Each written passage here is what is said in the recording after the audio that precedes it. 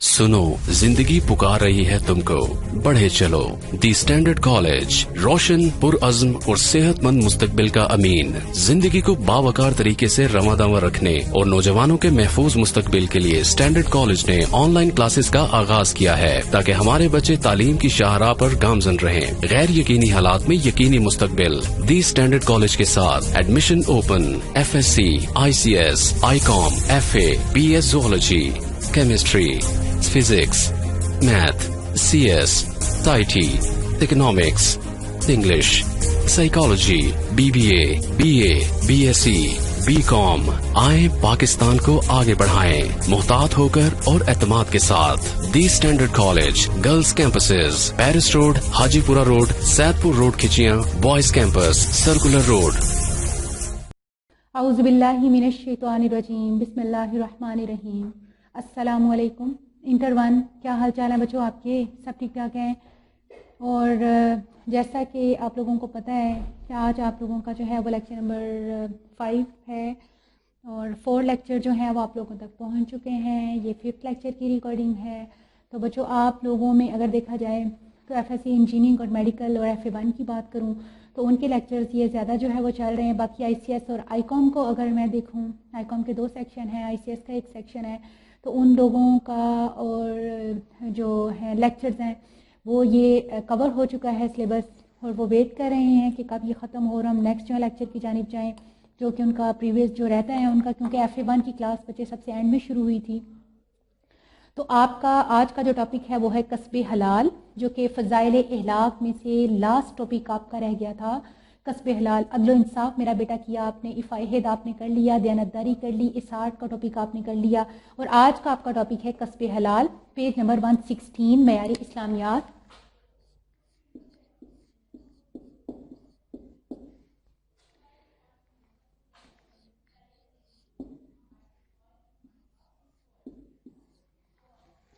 कस्बे हलाल, कसब के माना क्या है? करना, और हलाल के माना है हलाल पकीज़ा, यानी कि हलाल ज़राया से रोज़ी कमाने को कस्बे हलाल जो है वो बोलते हैं।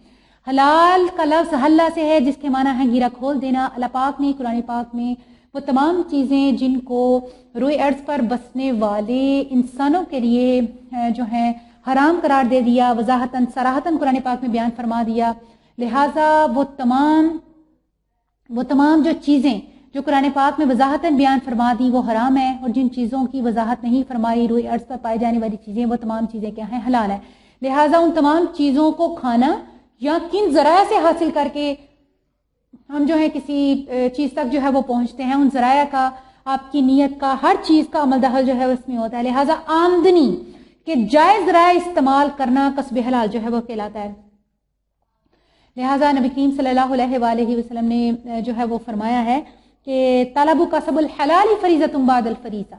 कस्बे हलाल, तलबुल इल्म फरीज़तुम अला कुल्ली मुस्लिमिन व मुस्लिमातुन। कहते हैं कि तलबे इल्म के बाद जो सबसे बेहतरीन जो फरीज़ा है ना, वो फ़र्ज क्या है?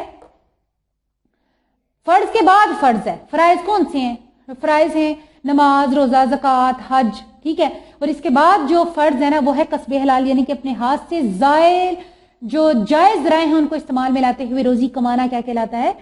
कस्बे हलाल कहलाता है। बच्चों, चोरी, डिकेटी, रिश्वत, इन तमाम चीज़ों से खुद को रोक के रखना, और मेहनत, मुशक्क़त, और इसको मद्देनज़र जो है वो रखते हुए और बग़ैर किसी बेईमानी के जो है वो उन ज़राया को इस्तेमाल में लाते हुए जो रिस्क हम कमाएंगे, तो गोया वो रिस्क जो है वो कस्बे हलाल में आ जाएगा। लिहाजा इस्लाम की तालीमात में कस्बे हलाल की अहमियत क्या है?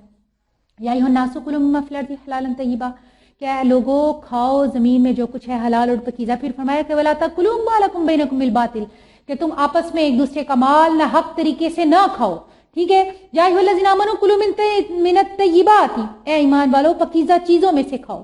फतवा फरोशी की ममानियत क्या है? कहते हैं कि यहूद के जो उलमा थे ना, वो लोगों को क्या करते थे कि इनकी मर्जी के मुताबिक फतवे दिया करते थे कि दौलत कमाओ, जिन रास्तों से तुम दौलत कमा रहे हो इन रास्तों से दौलत कमाने की जो है वो मजम्मत की गई है। इस सिलसिले में फरमाया कि बेशक जो लोग छुपाते हैं जिसे अल्लाह ताला ने नाजिल किया है और इसकी थोड़ी सी कीमत ले लेते हैं, ये वो लोग हैं जो अपने पेटों में आग को बढ़ते हैं। لہٰذا اگر ہم تورات کی بات کرتے ہیں تو یہودی علماء اور احبار تھے، اللہ پاک نے قرآن پاک میں جن ذرائع سے رزق کمانے کو حرام قرار دے دیا، وہ تھوڑے سے دنیائی مفاد کے تحت جب لوگ ان کے پاس فتویٰ لینے کے لیے آتے کہ کیا ان ذرائع سے روزی کمانا حلال ہے یا حرام، تو یہودی علماء اور احبار ان کو اس بات کی تاکید کرتے کہ ایسا کرنا حلال ہے۔ تو گویا اس آیت قرآنیہ کی روح سے یہ بات بتائی ہوئی ہے کہ قلیل اگر جو ہے تھوڑی سی قیمت، تھوڑی قیمت سے مراد ہوتا ہے کہ دنیا کا تھوڑا سا فائدہ حاصل کرنے کے عوض، دنیا کا تھوڑا سا فائدہ اور مفاد جو ہے وہ حاصل کرنے کے عوض آپ لوگ جو ہے وہ کیا کرتے ہیں کہ اخروی اور دائمی جو فائدہ ہے اس کو پس پوش ڈال دیتے ہیں۔ تو اللہ پاک فرماتا ہے کہ ایسے ہی علماء اور احبار کے جو پیٹ ہیں وہ دوزخ کی آگ سے بھرے گا اللہ پاک کی ذات۔ حلال کمائی نیک عمل کا ذریعہ ہے۔ اللہ پاک نے جو ہے قرآن پاک میں ارشاد فرمایا کہ یا ایھا الرسول کلوا من الطیبات واعملوا صالحا، اے رسولو کھاؤ من الطیبات پاکیزہ چیزوں میں سے، واعملوا صالحا وہ نیک عمل کرو۔ نیک عمل، حلال کمائی کمانا نیک عمل ہے۔ نبی کریم صلی اللہ علیہ وآلہ وسلم کا اگر ہم اس حکم کی حوالے سے اگر ہم دیکھتے ہیں تو اس حکم سے کیا اشارہ ملتا ہے کہ ہم اپنے اعمال کی اصلاح کرنا چاہتے ہیں تو ہمیں حلال رزق کا اہتمام کرنا ہوگا۔ روحانیت کا خاتمہ ہے بیٹا، انسان روحانیت اور مادیت کا مجموعہ ہے۔ اگر دنیا اور مادی اور غیر مادی دونوں چیزیں ایک انسان کے لیے بہت امپورٹنٹ ہے، لہٰذا اگر ایک انسان مادیت کا ہو کے رہ جاتا ہے تو روح کا خاتمہ ہو جاتا ہے۔ لہٰذا حرام کھانے سے انسان کی روحانیت مر جاتی ہے، اس کی روح کو تسکین، چین اور قرار جو ملنا چاہیے وہ نہیں ملتا، انسان میں عبادت کا جذبہ ختم ہو جاتا ہے، تمام چیزیں ریاکاری، دکھاوا اس کے اندر جو ہے وہ ایڈ ہو جائے گی، کیونکہ جو وہ کھا رہا ہے وہ حرام ہے۔ ارشاد نبی اور رزق حلال، آپ صلی اللہ علیہ وآلہ وسلم نے فرمایا کہ 40 روز تک اس بندے کی عبادت قبول نہیں ہوگی جو حرام کا ایک لقمہ جو ہے وہ کھائے گا۔ آپ صلی اللہ علیہ وآلہ وسلم نے فرمایا کہ جو بندہ اللہ پاک کے حضور طویل سفر طے کر کے جائے اور جس نے جو ہے غبار آلود ہوں اس کے بال، اور اللہ کے حضور حاضر ہو کے کہے کہ یا ربی اے میرے رب اے میرے رب، نبی کریم صلی اللہ علیہ وآلہ وسلم نے فرمایا کہ اس کی دعا کیوں کر قبول ہوگی، جبکہ وَمَطْعَمُهُ حرام، اس کا کھانا حرام ہے، وَمَشْرَبُهُ حرام، اس کا پینا حرام ہے، وَمَلْبَسُهُ حرام، اس کا لباس حرام ہے، وَغُذِيَ بِالْحَرَامِ، اور وہ حرام غذا سے پالا گیا ہے، فَأَنَّىٰ يُسْتَجَابُ الدُّعَاء، پھر اس کا یستجاب لذالک، تو اس کی یہ دعا کیوں کر قبول جو ہے وہ ہو سکتی ہے۔ لہٰذا اس بندے کی دعا کبھی بھی قبول نہیں ہوگی جو حرام کا لقمہ جو ہے وہ کھاتا ہے۔ کہتے ہیں کہ حرام رزق پر پلنے والے جسم کو جہنم کا ایندھن بننا چاہیے۔ حصول معاش کے نجائز ذرائع کون سے ہیں؟ بیٹا یہ تو ہم نے بتا دیا نا کہ حلال ذرائع سے کمانے کی تاکید کرتا ہے اور حرام سے منع فرماتا ہے۔ اب آپ کو اس چیز کے بارے میں پتہ ہونا چاہیے کہ وہ حرام ذرائع کون سے ہیں کہ شریعت ان کو ناپسند فرماتی ہے۔ اس میں میرا بیٹا سود ہے۔ سود کی ڈیفینیشن کیا ہے کہ اصل رقم پر جو زائد رقم مدت کے عوض، مہلت کے عوض وصول کی جاتی ہے بغیر محنت کے، اس کو سود بولتے ہیں۔ اور اس حوالے سے اللہ پاک نے قرآن پاک میں ارشاد فرمایا کہ اگر تم سود سے باز نہ آؤ تو اللہ اور اس کے رسول کی طرف سے اعلان جنگ ہے۔ رشوت کے معنی کیا ہوتے ہیں؟ کوئی ناجائز کام کرتے ہوئے کسی کے ناجائز کام کے لیے آسانی پیدا کرنا اور کچھ روپیہ پیسہ لے لینا۔ الراتشی والمرتشی کلاہما فی النار، نبی کریم صلی اللہ علیہ وآلہ وسلم نے فرمایا کہ رشوت لینے اور دینے والا دونوں دوزخی ہیں۔ حدیث نبی ہے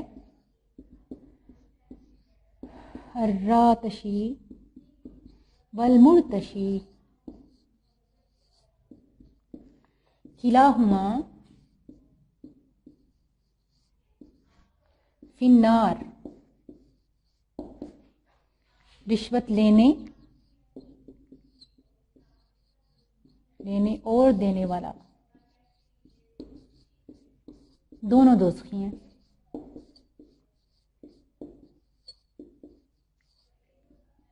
ٹھیک ہے، اس کے علاوہ فرمایا کہ چوری، ناجائز طریقے سے کسی کے مال پہ قبضہ کرنا، اس کو چرا لینا۔ چوری بیٹا بڑے لیول پہ نہیں ہوتی، چھوٹے لیول پہ کسی کی پینسل، ریزر کلاس میں آپ کسی کی نکال کے رکھ لیں تو وہ بھی چوری میں میرا بیٹا آئے گا۔ ناپ تول میں کمی، کسی چیز کو جو ہے وہ کوئی چیز ناپ کے یا تول کے اس کو جو ہے وہ دے رہے ہیں تو ترازو میں یہ چیز رکھیں کہ جو دینے والا ہے اس پلڑے کو جھکا ہوا ہونا جو ہے وہ ضروری ہے۔ لہٰذا سورہ مطففین میں اس کی بہت زیادہ ڈیٹیل بیان ہوئی ہے۔ ذخیرہ اندوزی کیا ہوتی ہے کہ کوئی چیز کو اس مقصد کے لیے ذخیرہ کر کے رکھنا، جمع کر کے رکھنا کہ آنے والے دنوں میں ہو سکتا ہے کہ اس کا کچھ جو ہے وہ فائدہ حاصل ہو جائے، کچھ روپیہ پیسہ زیادہ مل جائے.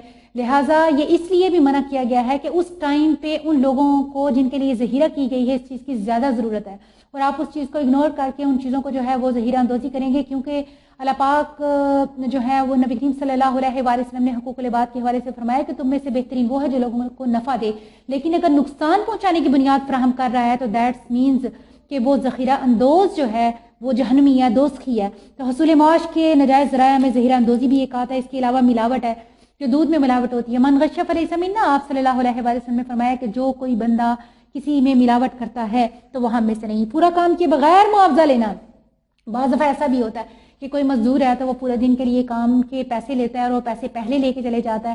10 گھنٹے کا اس نے کام کرنا تھا لیکن 5 گھنٹے کا 6 گھنٹے کا کام کیا اور اس کے بعد واپس نہیں آیا، تو ایسا کرنا جو ہے وہ بھی اس میں آ جائے گا، نجائز ذرائع میں آ جائے گا. غبن، سرکاری یا غیر سرکاری جو ہے وہ ادارے سے کیا کرنا، غبن کرنا جو ہے حرام آمدنی ہے، اور قرآن اس سے غلول جو ہے وہ کہتا ہے. لہٰذا کیا کہتے ہیں کہ کوئی گورنمنٹ جو ہے یا کوئی ادارہ ہے تو اس کے اندر مثال کے طور پہ کوئی اسٹیشنری ہے یا اس طرح کا کوئی سامان ہے، تو آپ کیا کرتے ہیں کہ اس کو اس مقصد کے لیے استعمال کرنے کے ساتھ ساتھ ان کو کسی اور ذرائع کے لیے استعمال کرتے ہیں، تو یہ بھی غبن میں میرا بیٹا آ جائے گا. تجارت میں باہمی رضامندی کی اگر آپ بات کرتے ہیں، لہذا قرآن کہتا ہے کہ تم ایک دوسرے کے مال تجارت میں باہمی رضامندی کے علاوہ کوئی اور طریقہ اختیار نہ کرو، یعنی کہ 2 نمبری کا کام جو ہے وہ کرتے ہوئے آپ اس کے مال پہ دستدرازی جو ہے وہ قطعی طور پہ نہ کرو. لہٰذا اگر ہم دیکھتے ہیں تو اس آیت میں مبارکہ میں صرف تجارت کا ذکر کیا گیا ہے، کیونکہ زیادہ افراد اسی پیشے سے وابستہ ہوتے ہیں. نیز اس پیشے میں اگر دیکھا جائے تو بہت زیادہ کرپشن اور بدعنوانیاں جو ہے وہ پائی جاتی ہیں. ہر کوئی جو ہے وہ اس ترقی یافتہ دور میں ترقی کی رفتار میں قدم سے قدم بڑھانے میں اور آگے بڑھنے میں جو ہے وہ کوشش کر رہا ہے، اور اس کے لیے جائز و ناجائز ذرائع کا فرق بھی نہیں کرتا. لہذا اس لیے تجارت کا جو ہے وہ بتایا ہوا ہے کہ اگر تجارت میں کوئی بزنس مین آپس میں جو بزنس جو ہے وہ کر رہا ہے تو باہمی رضامندی سے ایک دوسرے کے ساتھ جو ہے وہ، اگر ہم مثال کے طور پہ بات کر لیتے ہیں کہ کسی بھی چیز میں جو ہے وہ پروفٹ کی بات کرتے ہیں، تو لہٰذا اس پروفٹ کو مد نظر جو ہے وہ رکھتے ہوئے آپ یہ چیز دیکھیں گے کہ جس طرح سے پرسنٹیج کے حساب سے پروفٹ جو ہے وہ دیا جائے گا، لیکن اگر اس پرسن کو اس چیز کا نالج ہی نہیں ہے اور اس کو پروفٹ زیادہ ملنے والا ہے لیکن دوسرا فریق اس پروفٹ کو لے لے گا، تو یہ اس کی آنکھوں سے اوجھل ہو کے بدعنوانی کی جائے گی. گویا ان چیزوں کا خیال رکھنا جو ہے وہ بہت زیادہ ضروری ہے. اس کے بعد ہے کسب حلال کے فوائد ہے. معاشی ترقی ہے. ظاہر ہے حلال ذرائع سے روزی اگر کمانے کے لیے ہر انسان محنت کرتا ہے، جب محنت کرے گا تو معیشت جو ہے وہ اس کی ترقی کرے گی. دوسری بات ہے معاشرے کا امن و سکون ہے. جب حرام ذرائع نہیں ہے، حرام سر پہ چڑھ کے نہیں بولے گا، غلط کام نہیں ہوں گے، غلط چیزوں سے کسی کی باڈی یا کسی کا گوشت پوست جو ہے وہ پرورش پائے گا، تو لہٰذا معاشرے میں امن و سکون جو ہے وہ ہوگا، باہمی جھگڑے نہیں ہوں گے. ٹھیک ہے، کیونکہ حلال تباہی کی جانب نہیں لے کے جاتا، حرام تباہی کی جانب لے کے جاتا ہے. جرائم میں کمیاں ہوں گی. جب انسان جائز ضروریات کو پورا کرنے کے لیے جائز ذرائع استعمال میں لے کر آئے گا تو لہٰذا اس سے جرائم میں کمی بھی ہوگی. معاشی انصاف ہوگا کہ جب معاشرے کا ہر فرد محنت کر کے جو ہے وہ اپنی روزی جو ہے وہ کمائے گا تو ایکول جو ہے وہ روپیہ پیسہ جو ہے ڈسٹریبیوٹ ہوگا، دولت چند ہاتھوں میں مرکوز ہو کے نہیں رہ جائے گی، تو لہٰذا معیشت میں انصاف بھی ہوگا. اس کے بعد 5 پوائنٹ پہ ہے کہ جو حلال روزی کھائے گا وہ نیک کام کرے گا، جو نیک کام کرے گا دنیا سمجھ جائے گی، آخرت بھی سمجھ جائے گی. اور عبادت اور دعا کی قبولیت سب سے بڑی اور مین چیز ہے کہ نبی کریم صلی اللہ علیہ وآلہ وسلم نے فرمایا کہ اس بندے کی عبادت اور دعا قبول ہوگی جو حلال کا لقمہ کھائے. نبی کریم صلی اللہ علیہ وآلہ وسلم کے پاس ایک شخص حاضر ہوا اور کہا یا رسول اللہ میری دعا کیوں کر قبول نہیں ہوتی؟ آپ صلی اللہ علیہ وآلہ وسلم نے فرمایا کہ حلال کا لقمہ کھا، تیری عبادت جو ہے وہ قبول ہوگی. تو بچوں، فضائل اخلاق میں سے آپ کا جو لاسٹ ٹاپک تھا کسب حلال کا، یہ اختتام کو پہنچا. اب ہے رذائل اخلاق کی میں بات کروں تو اس میں میرا بیٹا رذائل اخلاق میں آپ کا جو ٹاپک ہے وہ آ جائے گا رذائل اخلاق میں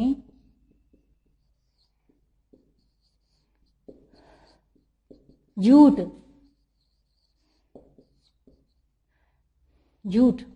اس لیے جو ہے نا آپ کا سمارٹ سلیبس ہے نا اس کے اکارڈنگ جھوٹ، غیبت اور منافقت ہے. اور بیٹا اخلاق رذیلہ سے مراد وہ اخلاق ہیں جو کہ آپ کی شخصیت کو تباہ کرتے ہیں، جو کہ آپ کے اخلاق کو جو ہے وہ برا بناتے ہیں، جو کہ آپ کو دوسروں کی نظر میں برا بناتے ہیں، جو کہ آپ کے کردار میں ایسی خامیاں، ایسی کمیاں، ایسے نقائص جو ہیں وہ رہنے دیتی ہیں جس سے آپ ایک معاشرے کا اچھا شہری نہیں بن پاتے، ایک اچھا انسان نہیں بن پاتے. اور اس کی ڈیفینیشن میں نے آپ کو بہت شروع میں میرا بیٹا بتایا ہوا ہے کہتے ہیں کہ اخلاق رزیلہ وہ ممنوعات اور منکرات اختیار کرنے کو کہتے ہیں، یعنی کہ وہ باتیں جو اخلاق حسنہ سے آری خارج ہیں، نکلی ہوئی ہیں، مثلا جھوٹ، غیبت، چوری، ٹھیک ہے، منافقت، تکبر، حسد، بددیانتی، یہ تمام چیزیں. تو اور آپ کے اسمارٹ سلیبس کے اکارڈنگ اگر دیکھا جائے تو ٹاپک ہے آپ کا جھوٹ ہے. جھوٹ کے معنی کیا ہے؟ صرف زبان سے نہیں بلکہ بہت سے ناپسندیدہ اعمال جھوٹ کی تعریف میں آتے ہیں. ٹھیک ہے، صرف یہ نہیں کہ زبان سے ظاہر باطن میں تضاد کرتے ہوئے کہ حقیقت کوئی تھی، اس حقیقت کو مولڈ کر کے آپ نے بیان کر دیا تو یہ جھوٹ ہے. ایسا نہیں ہے. غلط طریقے سے اگر آپ کسی کا مال ہتھیا لیتے ہیں، اگر آپ کم تولتے ہیں، اگر آپ منافقت سے کام لیتے ہیں، تو یہ تمام چیزیں میرا بیٹا جھوٹ میں آ جائیں گی. جھوٹ کی صورتیں کیا ہیں؟ تجارت میں جھوٹ ہے، اپنے بزنس کو چمکانا. کس غرض سے چمکانا؟ یہ کہہ کے اپنے بزنس کو چمکانا کہ کیا کہتے ہیں کہ جو سچویشن ہے اس کے اکارڈنگ بات نہ کرنا، بلکہ اس کے سچویشن کو مد نظر جو ہے وہ رکھتے ہوئے صورتحال جو تھی اس کو اس کے اپوزٹ جو ہے وہ بیان کرنا. جو صورتحال چل رہی ہے اس کو مولڈ کر کے اس طریقے سے کہ اس میں میرا فائدہ ہے، سامنے والے کا جو ہے وہ نقصان ہے، لیکن اس ٹائم پہ اس پرسن کو وہ چیز سمجھ میں نہیں آ رہی، تو یہ بھی جھوٹ کے زمرے میرا بیٹا آئے گا. 123 پیج نمبر 123 پہ جھوٹے وعدے. ٹھیک ہو گیا. اس کی صورتیں کیا ہوتی ہیں کہ آپ کسی سے کوئی وعدہ کرتے ہیں کہ فلاں ٹائم پہ میں تمہارا قرض ادا کر دوں گا، فلاں ٹائم پہ میں تمہاری فلاں کام جو ہے فلاں وقت تک جو ہے وہ پورا ہو جائے گا، فلاں ٹائم پر. مثال کے طور پہ اگر میں ٹیچرز کی بات کروں تو کہیں کہ سلیبس ہم فلاں ڈیٹ تک جو ہے ختم کروا دیں گے، یا ہم بچوں سے کسی چیز کا پرومس جو ہے وہ کر لیں. کسی بھی صورت میں ہو سکتا ہے، رعایا حکومت کے درمیان ہو سکتا ہے، دو ہمسایوں کے درمیان ہو سکتا ہے، والدین اور بچوں کے درمیان ہو سکتا ہے، عزیز و قارب کے درمیان جو ہے وعدے ہو سکتے ہیں. لہٰذا وہ تمام وعدے جو جھوٹے ہوں گے. لہٰذا ایمان کا تقاضا کیا ہے کہ جب آپ کسی زبان سے کسی چیز کا وعدہ کر لیں تو اس کو پورا کریں. اگر آپ وعدہ نہیں پورا کریں گے تو یہ بھی جھوٹ کے زمرے میں آئے گا. اور منافق کی علامتوں میں میرا بیٹا ایک علامت ہے کہ جب بات کرے تو جھوٹ بولے، جب وعدہ کرے تو وعدہ خلافی کرے. تو وعدہ خلافی اگر کرنے والا ہے تو یہ بھی جھوٹ ہے کیونکہ مرض اس کے دل میں تھا کہ میں وہ کام نہیں کرنے والا، کیونکہ اس کا دل یہ جانتا تھا. ٹھیک ہے. خانگی زندگی میں جھوٹ. خانگی زندگی میں بعض لوگ بیوی بچوں سے بھی جھوٹ بولتے ہیں، معمولی بات سمجھتے ہیں، اس کو بڑی بات نہیں سمجھتے، جبکہ یہ بھی بہت بڑا دھوکہ ہے. کسی کو دھوکے میں رکھنا، وہ انسان کبھی بھی کامیاب جو ہے وہ نہیں ہو سکتا. لہٰذا اگر کوئی شخص ایسا کرے گا تو اس کو دیکھنے میں تو یہ لگتا ہے کہ وہ چھوٹی چھوٹی بات پہ اگنور کر رہا ہے یا دھوکہ دے رہا ہے یا جھوٹ جو ہے وہ بول کے پتلی گلی سے نکل رہا ہے. تو ایسا بالکل بھی نہیں ہے. ایسا کرنے سے اس کا اپنا جو عزت اور احترام ہے، جو وقار ہے اور جو اس کی ایک جگہ تھی گھر میں، وہ ختم ہو جائے گی. لہٰذا خانگی زندگی کے لیے یہ بہت بڑا نقصان دہ یہ چیز ہے، جبکہ جھوٹ بولنے والے کو اس بات کا اندازہ نہیں ہوتا کہ اس کے کیا نقصانات ہیں. بول چال میں کذب بیانی. بول چال عام طور پہ ہم جب بات کر رہے ہوتے ہیں، مطلب دو لوگوں کے درمیان جو بات ہوئی ہے، کسی جگہ پہ اس کو گواہی کی ضرورت پیش آ گئی ہے کہ فلاں ٹائم پہ تم موجود تھے نا جب یہ بات ہو رہی تھی، تو وہ پرسن اس صورتحال کو، ان الفاظ کو اس طریقے سے مولڈ کر کے بتائے کہ سامنے والے کا دماغ گھوم جائے کہ یہ بات تو ایسے نہیں ایسے ہوئی تھی. تو اس کو یہ بھی جھوٹ کے زمرے میرا بیٹا آتا ہے. ٹھیک ہے. کسی کو بدنام کرنے کے لیے جھوٹ بولنا، تہمت لگانا کسی پہ. تہمت بولتے ہیں کہ جو چیز کسی کے اندر کوئی عیب یا جرم موجود نہ ہو جبکہ آپ اس کا نام اس پہ لگا دیں تو ایسا کرنا تہمت ہے. ٹھیک ہو گیا. تو خاوند یا بیوی میں سے کوئی کسی پر بدکاری کا الزام لگائے تو یہ بھی جھوٹ کے زمرے میں آئے گا. جھوٹی گواہی دینا. ولا تکتموا الشہادۃ ومن یکتمھا فإنہ آثم قلبہ. اور تم گواہی کو نہ چھپاؤ، جو کوئی گواہی کو چھپائے گا تو اس کے دل میں بہت بڑا جو ہے وہ گناہ ہے. واللہ بکل شیء علیم. اور اللہ تعالیٰ ہر چیز کو جو ہے وہ احسن طریقے سے، بہتر طریقے سے جاننے والا ہے. لہٰذا حضور صلی اللہ علیہ وآلہ وسلم نے فرمایا کہ وَاجْتَنِبُوا قَوْلَ الزُّورِ. جھوٹی گواہی سے جو ہے وہ تم بچو. لہٰذا لوگوں کو ہنسانے کے لیے بھی کچھ لوگ جو ہیں وہ جھوٹ بولتے ہیں، ایسا کرنا بھی غلط ہے. ٹھیک ہے. آپ صلی اللہ علیہ وآلہ وسلم نے اسے شدید منع فرمایا ہے. جھوٹی قسم کھانے کے حوالے سے سورہ نحل کی آیات ہیں، سورہ بقرہ کی آیات ہیں، سورہ مائدہ کی آیات ہیں، جس میں جھوٹی قسم کھانے کی شدید مذمت جو ہے وہ کی گئی ہے. جھوٹ کے حوالے سے اسلام کا بلند معیار ہے. نبی کریم صلی اللہ علیہ وآلہ وسلم نے فرمایا کہ جب تمہارے تک کوئی بات پہنچے تو اس کی خوب جو ہے وہ تحقیق کر لیا کرو. ٹھیک ہے. کہ اور یہ نہیں کہ تم تحقیق کیے بغیر اس بات کو آگے جو ہے وہ بڑھاؤ اور تمہیں اس بات کا اندازہ بعد میں ہو کہ اس کی تحقیق کر لینی چاہیے تھی، اور اس سے پہلے کہ تم اپنی غلطی پہ بعد میں نادم ہو اس چیز کی پہلے تحقیق کر لو. تو جھوٹ کے حوالے سے اسلام کا یہ بلند معیار ہے. جھوٹ کی مذمت کے حوالے سے آیات قرآنیہ ہیں. وَلَهُمْ عَذَابٌ أَلِيمٌ بِمَا كَانُوا يَكْذِبُونَ. جو لوگ جھوٹ بولتے ہیں ان کے لیے دردناک عذاب ہے لعنت اللہ علی الکاذبین، اللہ پاک کی ذات نے جھوٹوں پر جو ہے وہ اپنی لعنت فرمائی ہے. ان اللہ لا یہدی من هو مسرف کذاب، بے شک اللہ تعالیٰ اسراف کرنے والے جھوٹے شخص کو ہدایت نہیں دیتا. واجتنبوا قول الزور، جھوٹ بات سے بچو. ان اللہ لا یہدی من هو کاذب کفار، بے شک اللہ تعالیٰ اسے ہدایت نہیں دیتا جو جھوٹ کا انکار کرتا ہے، جو جھوٹا انکار کرنے والا ہے. صدق ینجی والکذب یہلک، سچائی نجات ہے اور جھوٹ ہلاکت ہے. بچوں بزرگ بھی یہ بات کہتے ہیں کہ ایک جھوٹ بولنے کے لیے ہمیں 100 جھوٹ جو ہے وہ بولنے پڑتے ہیں. لہٰذا سچویشن جہاں سے شروع ہوئی ہے کہ جہاں پہ آپ کے بچنے کا کوئی ذریعہ نہیں ہے یا صورتحال خراب ہو رہی ہے کہ جہاں پہ آپ کو سچ اور جھوٹ کے درمیان فرق کرنا ہے، تو اپنے آپ کو مزید کھینچنے اور ٹینشن میں ڈالنے سے بہتر ہے کہ سچویشن کے شروع میں، کسی صورتحال کے شروع میں خود کو سچ بول کے بچا لو ایز کمپیئر ٹو کہ اس کے لیے آپ کو 100 جھوٹ بولنے پڑیں اور بہت زیادہ سٹریس اور ٹینشن کے دور سے آپ کو گزرنا پڑے. لہٰذا جھوٹ گناہ کی طرف لے جاتا ہے اور گناہ دوزخ کی طرف لے جاتا ہے، اور جھوٹ بولنے والا خدا کے ہاں جو ہے وہ جھوٹا لکھا جاتا ہے. ایک صحابی نے پوچھا کہ دوزخ میں لے جانے والا عمل کون سا ہے؟ آپ صلی اللہ علیہ وآلہ وسلم نے فرمایا کہ جب بندہ جھوٹ بولے گا، آپ نے فرمایا کہ جب بندہ جھوٹ بولے گا تو گناہ کرے گا گنہگار لکھا جائے گا، جب گنہگار لکھا جائے گا تو دوزخ میں جائے گا. آپ نے فرمایا کہ مومن جھوٹا ہو سکتا ہے؟ آپ سے کسی نے پوچھا یکون المومن کذاب، آپ صلی اللہ علیہ وآلہ وسلم نے فرمایا کہ لا، آپ نے فرمایا کہ نہیں، مومن جھوٹا نہیں ہو سکتا. اس کے علاوہ جھوٹ کے نقصانات ہیں کہ بندے کا اعتبار ہمیشہ کے لیے جاتا رہتا ہے. بچوں اعتبار بناتے بناتے سالوں لگ جاتے ہیں، لیکن اعتماد کا کھو دینا 1 سیکنڈ لگتا ہے، اور وہ ایک دفعہ جو اعتماد چلا گیا ہے، کہتے ہیں کہ کوئی بھی چیز جو کہ اپنی جگہ پہ جو کھو گئی ہے وہ اس کو آپ اس کی جگہ پہ ڈھونڈیں وہ آپ کو مل جائے گی، لیکن ایک اعتبار ایسی چیز ہے جب ایک دفعہ ٹوٹ جائے تو وہ دوبارہ سے کبھی نہیں آتا. اس لیے کوشش کریں کہ جو لوگ آپ پہ ٹرسٹ کرتے ہیں، جو بہت پیارے ہیں، جو بہت قریب ہیں آپ کے، کبھی بھی ان کا اعتبار نہ توڑیں.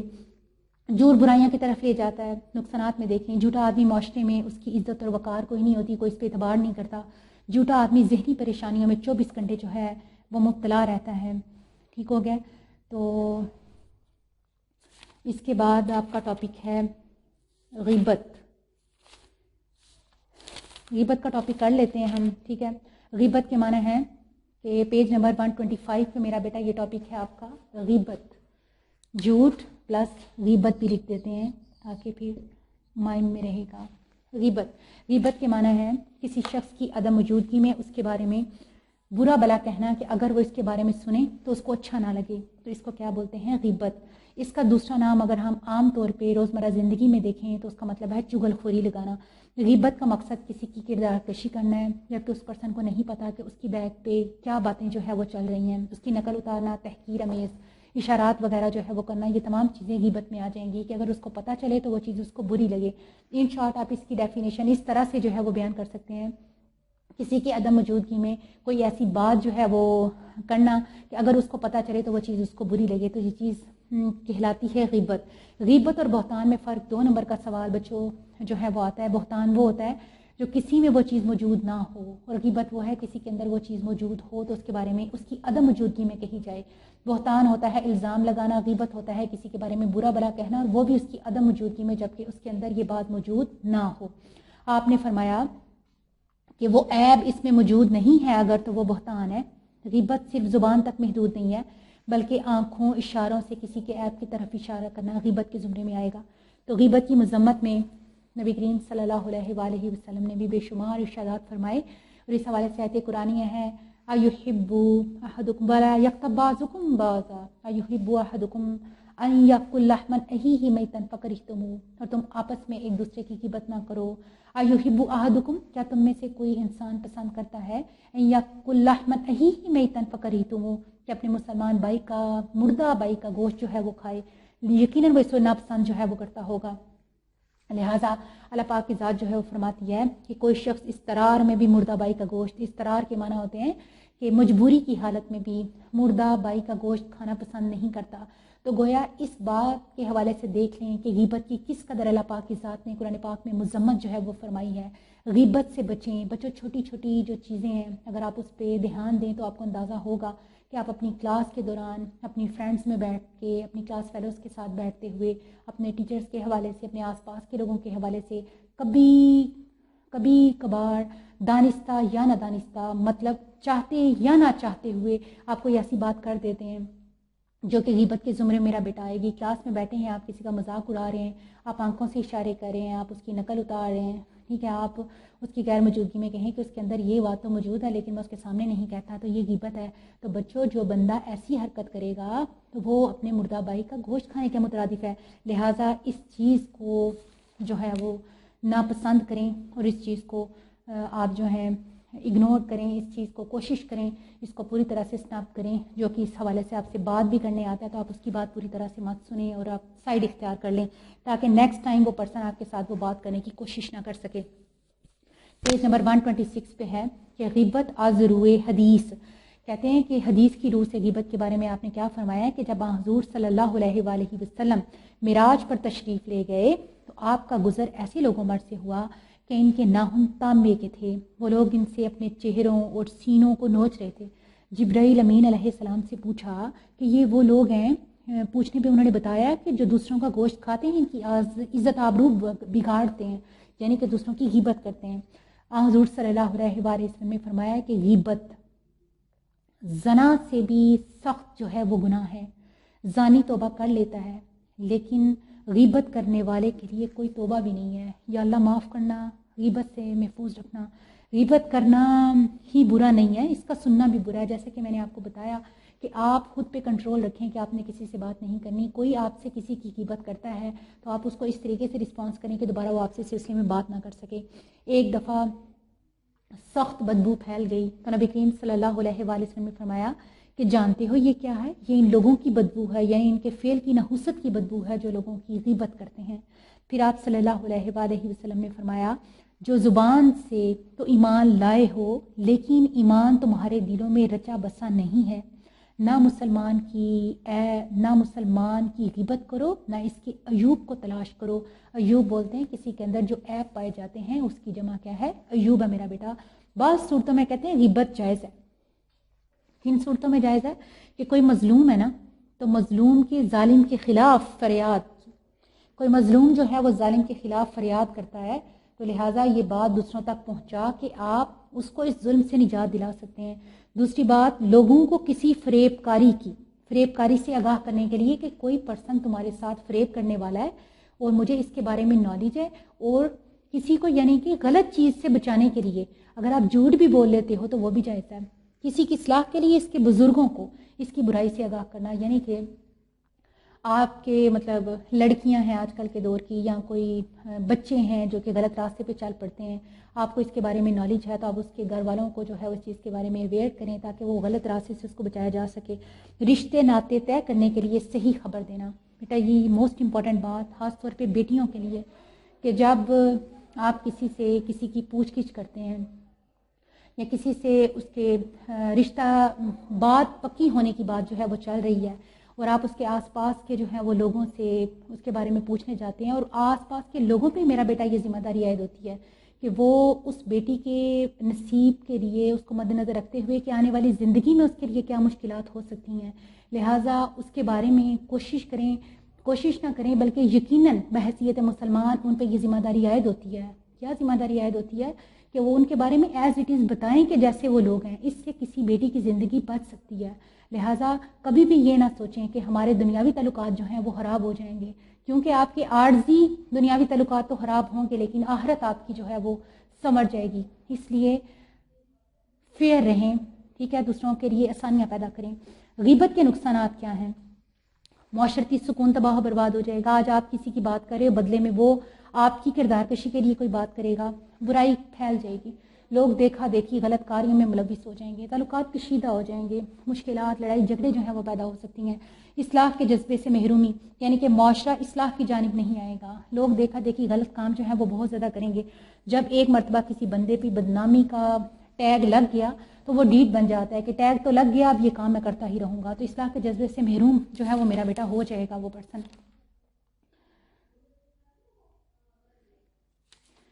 ٹھیک ہے بچوں، پھر آج کے لیے اتنا ہی کافی ہے، لیکچر بہت زیادہ لمبا ہو گیا ہے آپ کا۔ اس چیپٹر میں منافقت کا جو ہے وہ آپ لوگوں کا رہ گیا ہے، ٹھیک ہے۔